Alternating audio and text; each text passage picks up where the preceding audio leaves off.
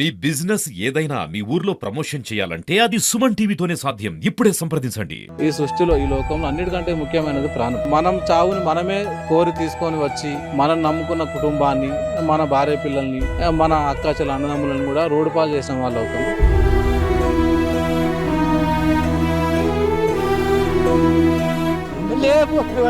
గుంజుకుని పోయాడు అంటే గుంజుకుని అది లోతు కలిపేది.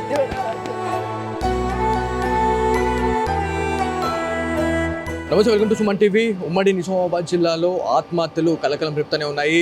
ఎస్ఐ సాయి కుమార్, అదేవిధంగా శృతికి సంబంధించి ఎవరైతే మనకి కానిస్టేబుల్ శృతి, కంప్యూటర్ ఆపరేటర్ అనేటువంటి నిఖిల్, వీళ్ళు ముగ్గురు కూడా ఆత్మహత్య చేసుకోవడం జరిగింది. మరి ఇది ఆత్మహత్యనా లేకపోతే హత్యనే అనే దానిపైన అయితే చాలా వరకు కూడా చాలా మంది ఇవాళ అనుమానపడతా ఉన్నారు. సో సాయి కుమార్ వాళ్ళ బంధువులు ఉన్నారు, ఒకసారి వారితో మాట్లాడదాము. నా బిడ్డ కూడా హైదరాబాద్లో పోయి సీటు కట్టి అన్ని కట్టినాక చేసినాక ఆడ ఇట్లా తువ్వంటి చాలా దూరం ఉందట బస్సు ఎక్కడానికి కాలేజీకి పోతేందుకు. ఇక ఇప్పుడు పోతున్నాక ఉంటారుగా బడకాయ కాళ్ళు పోతున్నావా చేస్తున్నావా అని ఒక్కటే రోజు ఆయన కథ మమ్మీ ఇంటికి వచ్చేసింది కాడికి వెళ్ళి 30,000 పోతే అని చెప్పి అప్పుడే దొరకచ్చు. మళ్ళీ కామరెట్లో మళ్ళీ కట్టిండు, కామరెట్లో చదువుకుంటుంది నా బిడ్డ. ఇక్కడ ఎవరెవరు ఉంటుండే సాయి కుమార్ గారితో? అంటే మీ కుటుంబీకులు ఎవరైనా, మీ ఫ్యామిలీ మెంబర్స్ ఎవరైనా ఉంటుండేనా? మా కోడలు మా మన్మడు, ఇప్పుడు 2 years దాటి 3 years.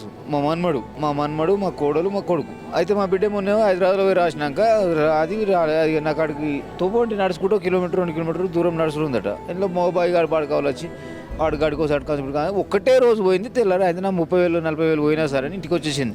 వచ్చేస్తే మళ్ళీ కామరేట్లో మళ్ళీ 10,000 ఎక్కువ అవుతున్నాయి అంటే ఈడ కట్టిండి. ఇప్పుడు ఈయనే ఉండి చదువుకుంటుందామే. మా కొడుకు దగ్గరికి వెళ్ళి చదువుకుంటుంది. అయ్యో, అయితే మొన్న 3 రోజులు నాడు ఇంటికి వచ్చిరాలు. ఈ 3 రోజులు ఇంటికి వచ్చారు. మా కొడుకు మా మన్మడు మా కోడలు మా బిడ్డే 3 రోజుల ఇంటికి వచ్చి. అన్న మీరు చెప్పండి, మీరు సాయి కుమార్కి మీరు ఏమవుతారు? నేను బాబాయ్ని అవుతానండి. నేను పోలీస్ శాఖలోనే పనిచేస్తున్నా. నేను కానిస్టేబులే. నా ఇన్స్పిరేషన్తోనే సాయి 2018లో ఎస్ఏగా సెలెక్ట్ అయ్యాడు. ఆయన ఇక్కడ మీ జిల్లాలోనే ఇంతకుముందు బిక్నూరులో బీబీపేటలో చేశాడు, ఇప్పుడు బిక్నూరులో చేస్తున్నాడు. అంటే మృదు స్వభావి, మంచి ఫ్రెండ్షిప్ మెయింటైన్ చేస్తాడు. ఎవరికైనా సరే ఇమీడియట్లీ రెస్పాండ్ అవుతాడు. ఎవరికైనా ఇబ్బందులు ఉన్నాయన్నా కానీ రెస్పాండ్ అవుతాడు సర్కిల్లో. ఆ మృదు స్వభావ గుణమే ఆయనను నిన్న జరిగిన పరిణామం కారణం అయి ఉంటుందని నేను భావిస్తున్నా. సోషల్ మీడియాలో దుష్ప్రచారం అనేది జరుగుతూ ఉంది. అంటే సాయి కుమారే శృతికి కాల్ చేసి రమ్మన్నాడు, అంటే విధులు అయిపోయిన తర్వాత కూడా తను రమ్మనడానికి గల కారణం ఏంది అని చెప్పేసి చాలా వరకు కూడా న్యూస్ అనేది స్ప్రెడ్ అవుతూ ఉంది. సో దీని గురించి మీరు ఏం చెప్తారు? సోషల్ మీడియాని దయచేసి నేను ఒకటే కోరుతున్నానండి, అసలు శృతి అనే అమ్మాయి ఆ పోలీస్ స్టేషన్లో వర్క్ చేసే అమ్మాయి కాదు. ఆ అమ్మాయి ప్రజెంట్ బీబీపేటలో పనిచేస్తుంది. బీబీపేటలో గతంలో పనిచేసిన ఆ యొక్క పరిచయాలు ఉండొచ్చు, దాన్ని మనం కాదనలేము. ఎందుకంటే ఆయన ఎస్ఐ తోటి కానిస్టేబుల్ కాబట్టి ఉండొచ్చు బహుశా. అట్లా అని ఆమెను పిలవడము ఆ తర్వాత పోవడం ఇలాంటిది ఏం లేదు. అక్కడ 3 persons ఉన్నారు, అది దయచేసి గమనించాలి అందరు కూడా. అక్కడ 3 persons ఉన్నారు. అక్కడికి వాళ్ళ ఇద్దరి లొకేషన్ తీసుకున్నాడు. నిన్న ఫోన్ కాల్ వచ్చింది అమ్మాయి నుంచి, అక్కడ ఏదో జరుగుతుంది. ఇమీడియట్లీ వాళ్ళ ఫోన్ లొకేషన్ తీసుకొని పోలీస్ స్టేషన్ నుంచి ఇంట్లో కనీసం ఇంటి డోర్ కూడా లాక్ చేసుకోకుండా స్పాట్కి వెళ్ళడం జరిగింది. వెళ్ళేసరికి అక్కడ ఆ 3 మధ్యలో ఏం జరిగిందో తెలియదు. ఆ అమ్మాయి మేబీ సూసైడ్ అటెంప్ట్ చేస్తే కాపాడే ప్రయత్నంలో చనిపోయి ఉంటాడు. సాయి నేచర్ చాలా గుడ్ నేచర్ అండి. అనవసరంగా సోషల్ మీడియాలో వైరల్ చేసి దీని ఎపిసోడ్ వచ్చేసి కుటుంబం పరువు ఏదైతే మనకి కానిస్టేబుల్ శృతి గురించి మాట్లాడుకుంటే తన ఒంటిపైన గాయాలు కనిపిస్తూ ఉన్నాయి, గాయాలు ఉన్నాయని చెప్పేసి కూడా న్యూస్ అనేది బయటకు వస్తూ ఉంది. సో ఇదేంటంటే దాడి ఏమైనా జరిగిందా అనేది చాలా మందికి ఉన్న క్వశ్చన్ అండి. సార్ అది నేను మాట్లాడాల్సింది కాదు, స్థానిక పోలీసులు మాట్లాడాలి. నేను కూడా పోలీస్ డిపార్ట్మెంటే కాబట్టి నాకున్న ఎక్స్పీరియన్స్తో అని చెప్తున్నా. ఏదైతే నిన్న హుక్కు తగిలించి డెడ్ బాడీలను బయటకు తీసే క్రమంలో అది తగిలి ఉండొచ్చు. అక్కడ 3 ప్రాణాలు పోయినాయండి. అక్కడ గాయాల గురించి చర్చించాల్సిన అవసరమే లేదు అక్కడ.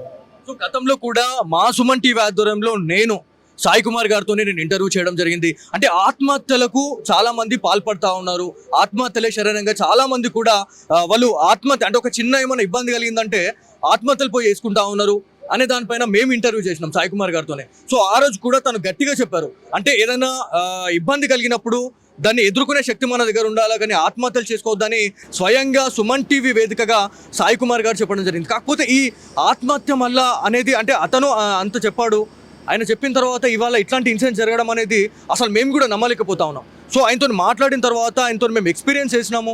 చాలామందికి అంటే బిక్నూర్కి సంబంధించిన ప్రజలతోని చాలా మంచి రిలేషన్షిప్ ఉండింది సాయి కుమార్తోని, ఎవరైతే మన సాయి కుమార్ బిక్నూర్కి సంబంధించిన వాళ్ళతోనే. సో ఇదంతా కూడా అంటే అతను చాలామందికి చెప్పిన క్యాండిడేట్ ఇవాళ ఆత్మహత్య చేసుకోవడం ఏంది అని చెప్పి చాలామంది అనుకుంటున్నారండి. సో చాలామంది అంటే నెగిటివ్గా అనుకునే వాళ్ళు చాలామంది ఉన్నారు, అదేవిధంగా పాజిటివ్గా తన గురించి మాట్లాడే వాళ్ళు కూడా చాలామంది ఉన్నారు. సో వాళ్ళకి ఏం చెప్తారు? నేను అందరు మీడియా ప్రతినిధులకు కూడా ఇదే చెప్తున్నానండి. అతను ఆత్మహత్య చేసుకునే పిరికివాడు కాదండి, మెచ్యూర్డ్ పర్సన్ అండి. ఆయన చాలా మెచ్యూర్డ్ పర్సనే కాదు, ఆయన ఆత్మస్థైర్యాన్ని నింపుతాడు. ఆయన కౌన్సిలింగ్ ఇచ్చే విధానం కూడా డిఫరెంట్ ఉంటుంది. ఏజ్లో చిన్నోడైనా అసలు సూసైడ్ చేసుకునే కాదు, అసలు ఆలోచనే ఉండదు ఆయనకి. అది కాపాడే ప్రయత్నంలోనే యాక్సిడెంటల్గా ఆయన మునిగి చనిపోవడం జరిగింది.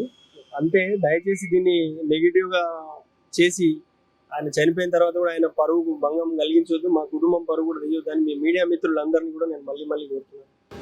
ఇది మొత్తానికి కామారెడ్డి జీజీహెచ్ అదేవిధంగా మార్చురీలో అయితే మనం ఉన్నాము.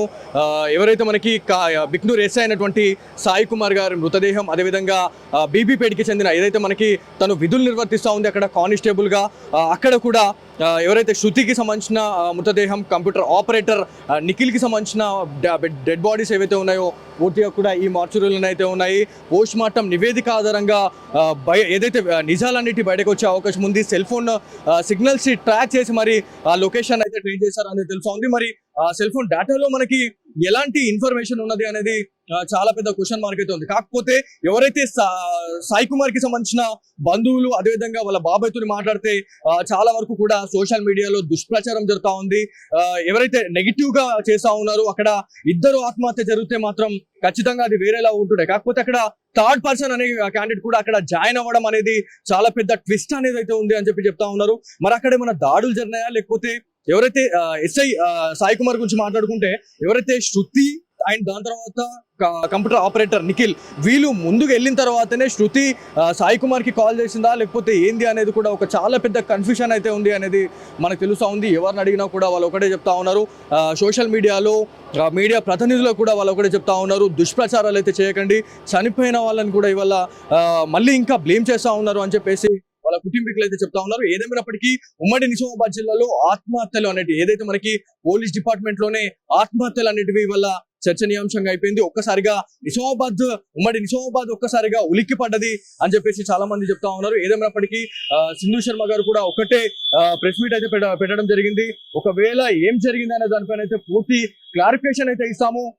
పోస్ట్ మార్టం నివేదిక ఆధారంగా మొత్తం నిజాలు అనేటివి బయట పెడతామని చెప్పేసి కామారెడ్డి ఎస్పీ అయినటువంటి సింధు శర్మ గారు అయితే చెప్పడం జరుగుతా ఉంది. సో ఇది ఇక్కడ ఉన్న తాజా పరిస్థితి. కార్తిక్తో బాలు సుమన్ టీవీ కామారెడ్డి నుంచి.